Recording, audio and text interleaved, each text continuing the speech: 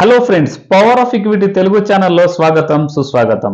Friends, ఈ రోజు మనం ఒక స్టాక్ గురించి అనాలిసిస్ చేయబోతున్నాము. ఆ స్టాక్ పేరు హెచ్డిఎఫ్సి బ్యాంక్.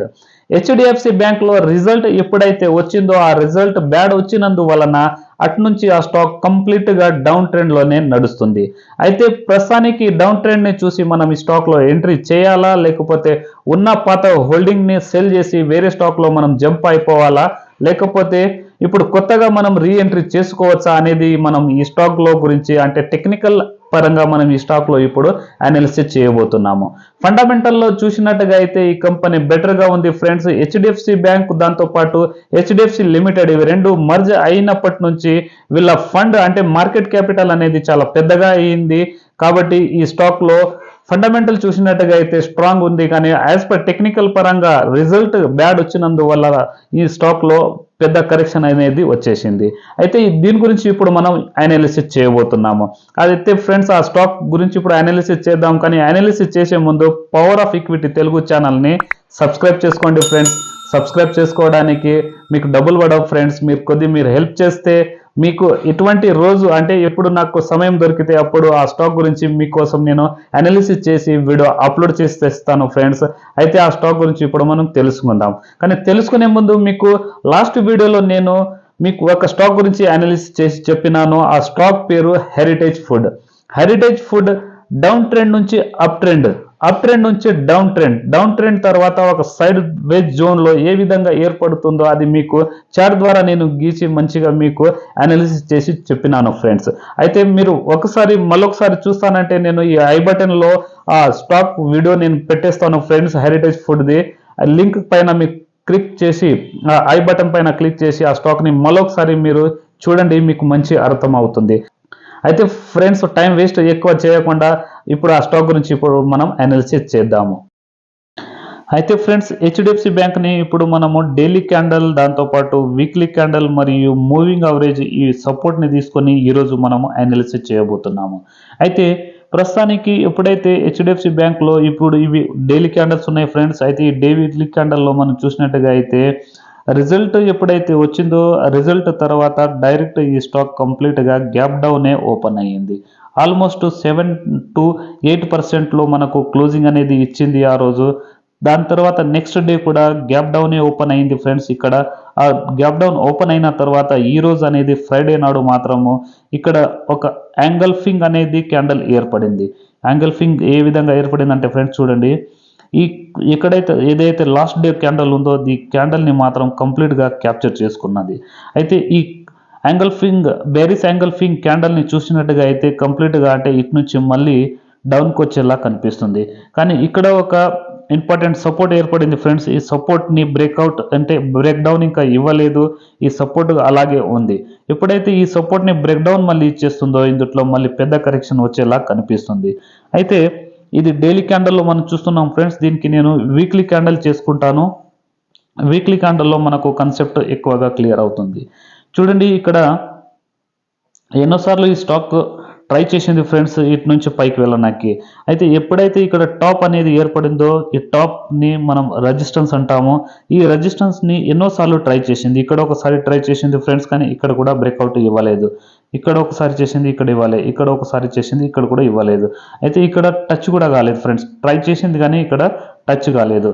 అయితే వీక్లీ క్యాండల్లో చూసినట్టుగా అయితే దీంట్లో ఒక బులిష్ రివర్సల్ అనే ఒక ప్యాటర్న్ ఏర్పడింది. అది ఏ విధంగానంటే మీకు ఆ క్యాండిల్ డ్రా చేసి చూపిస్తాను, ఒక్క నిమిషం. ఇది ఎగ్జాంపుల్గా అనుకోండి ఫ్రెండ్స్. ఇది కంప్లీట్గా ఒక గ్రీన్ క్యాండిల్ ఉంది. నేను గ్రీన్ కలరే చేస్తాను ఫ్రెండ్స్ దానికి. అయితే మనకు క్లియర్గా అర్థమవుతుంది అనుకోండి. ఇది గ్రీన్ క్యాండిల్. ఈ గ్రీన్ క్యాండిల్ తర్వాత ఇంకోటి ఒక రెడ్ క్యాండిల్ ఏర్పడుతుంది ఆల్మోస్ట్గా ఇలా అనుకోండి. అయితే ఈ రెడ్ క్యాండిల్, ఈ గ్రీన్ క్యాండిల్ ఈ విధంగా ఏర్పడిన తర్వాత ఈ రెండు బాటమ్ లో ఏదైతే ఉంటుందో ఈ లోని ఒకసారి బ్రేక్ డౌన్ కింది సైడ్ ఇచ్చిందంటే వీక్లీ సైడ్లో దీనికి మనము బులిష్ రివర్సల్ ప్యాటర్న్ అంటాము. అయితే ఈ ప్యాటర్న్ బులిష్ అంటే పైకి వెళ్ళే దానికి రివర్సల్ చేస్తుంది, అంటే బేరిష్లో వచ్చేస్తుంది. ఈ విధంగా ఇక్కడ క్యాండిల్ అనేది ఏర్పడింది. అయితే ఈ క్యాండిల్ని చూసినట్టుగా అయితే ఈ ప్యాటర్న్లో ఎవరైతే ఇక్కడ అర్థం చేసుకున్నారో వాళ్ళు మాత్రం ఇక్కడనే ఎగ్జిట్ అయిపోయారు. అంటే ఉన్న పొజిషన్ని మాత్రము వాళ్ళు తీసేసిండ్రు. ఈ విధంగా అంటే టెక్నికల్ పరంగా ఇన్వెస్ట్మెంట్ చేసేవాళ్ళు. అయితే ఇక్కడ ఎవరైతే ఎగ్జిట్ అయ్యిండ్రో ఫ్రెండ్స్ వాళ్ళు మాత్రం చాలా మట్టుకి వాళ్ళకు బెనిఫిట్ అయిపోయింది. అయితే ఇదే విధంగా మనము ఈ స్టాక్ని మూవింగ్ యావరేజ్లా మనం చూద్దాము. అది ఏ విధంగానంటే బ్యాక్ టెస్టింగ్ ఒకసారి చేద్దాం, మీకు క్లియర్గా అర్థమవుతుంది.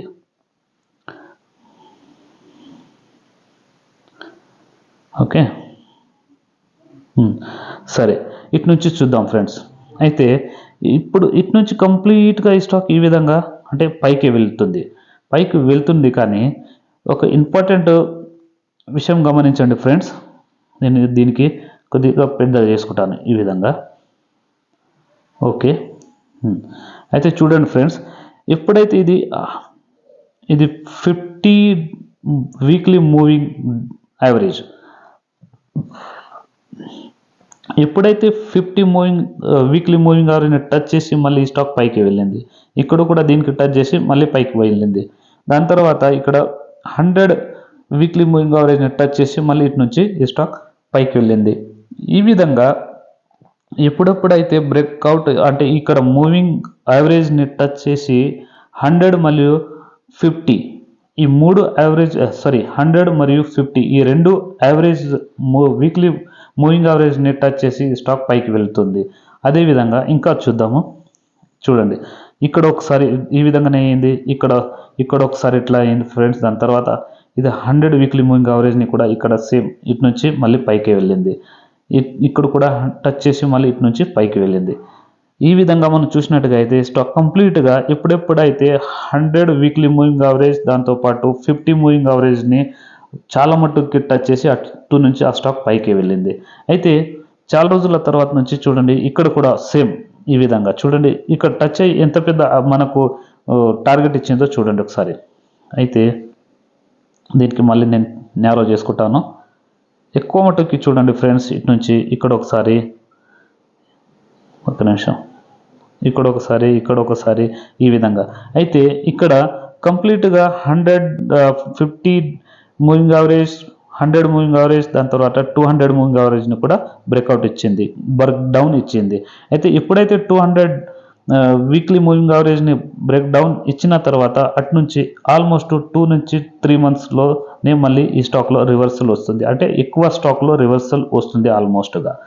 ఈ విధంగా సపోర్ట్ తీసుకుంది ఫ్రెండ్స్. అయితే ఇప్పుడు ప్రస్తుతానికి ఇక్కడ చూసినట్టుగా అయితే ఈ మూవింగ్ యావరేజ్ను మనం చూసినట్టుగా అయితే ఇక్కడ చూడండి, ఇక్కడ కూడా 200 వీక్లీ మూవింగ్ యావరేజ్ని దగ్గరికి వచ్చి ఈ స్టాక్ మళ్ళీ ఈ విధంగా పైకి వెళ్ళింది.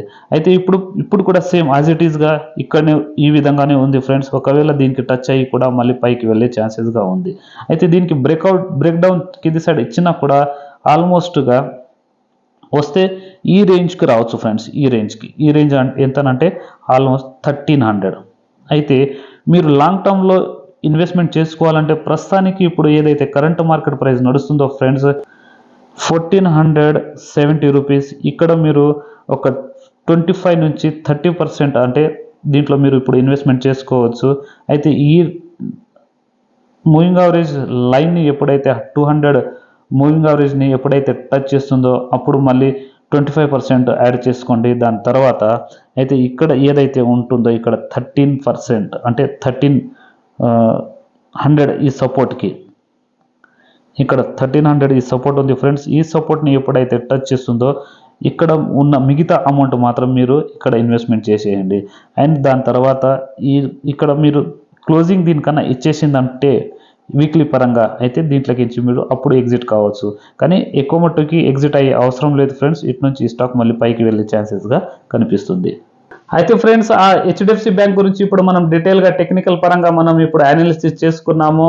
అయితే ఇదే విధంగా నెక్స్ట్ వీక్లో అంటే ఇప్పుడు వచ్చే వీక్లో మనము ప్రతి వీక్ ఒక స్టాక్ గురించి అనాలిసిస్ చేస్తాము. అయితే ఫ్రైడే నాడు మార్కెట్ ఎప్పటికీ మనకు వీక్లీ క్లోజ్ ఉంటుంది, కానీ ఈ ప్రస్తుతానికి ఇప్పుడు వచ్చే శనివారం అనేది మార్కెట్ ఇప్పుడు నడుస్తుంది ఫ్రెండ్స్, ఓపెన్ అవుతుంది. కాబట్టి మనము సాటర్డే మార్కెట్ క్లోజింగ్ ఇచ్చిన తర్వాత మనం ఆ స్టాక్ల గురించి అనాలిసిస్ చేద్దాము.